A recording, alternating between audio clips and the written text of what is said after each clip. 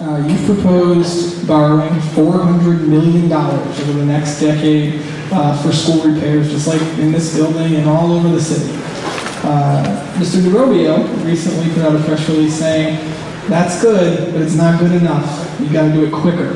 So how about it? Why we have to wait over the course of 10 years when we could do this maybe in 5 years? Well, we don't have to wait, and the plan is actually not to wait. We've been investing about $36 million over the past several years to rebuild our schools, including this summer and including another $20 million next summer. On the ballot in November is going to be a plan, is going to be a recommendation to invest $160 million. And by leveraging state funds, the state also has something on the ballot, which I hope also passes. We'll be able to make investments of about $250 million over the next 5 years, with the ability to continue to invest over the next 5 years after that to get to a total of $400 million. So we're not waiting at all.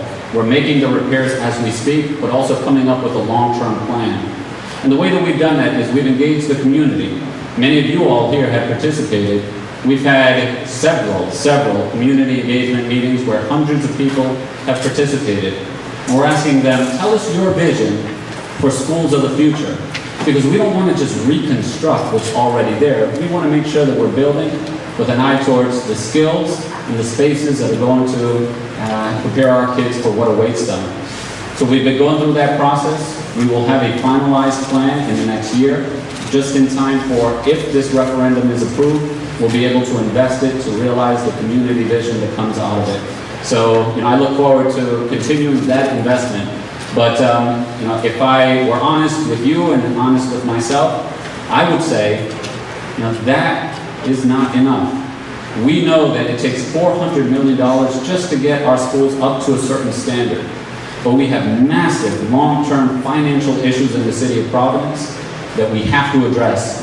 And I've certainly tried to address those issues head on, and I look forward to discussing and debating that later on today. But Providence is still facing an existential crisis when it comes to our long-term finances.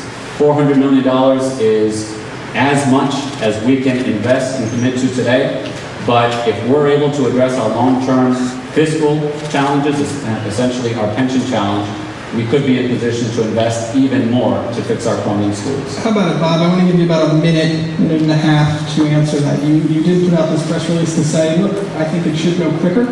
Everyone says there are other problems. They can't get it all done that much quicker. What do you say? Correct. My criticism was that knowing what the mayor has said, that the infrastructure is deficient by about $400 to $500 million in the school, to go for the $160 million bond issue, to go for the $40 million bond issue within the city. That money doesn't appear to be available at least for 1 year and possibly 2 years down the road. And every year that we let this infrastructure deteriorate further, it's going to cost us more money down the road. So I am for going to the maximum of what we can fund through existing bond issues and through new bond issues to get as much money as possible to fix those needs as quickly as possible. Great.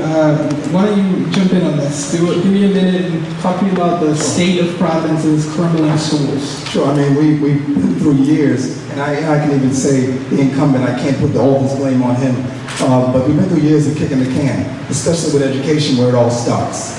If we don't have a smart community, we will continue to be in this rat race where we continue to chase dollars. When does it need to start? It needed to start yesterday.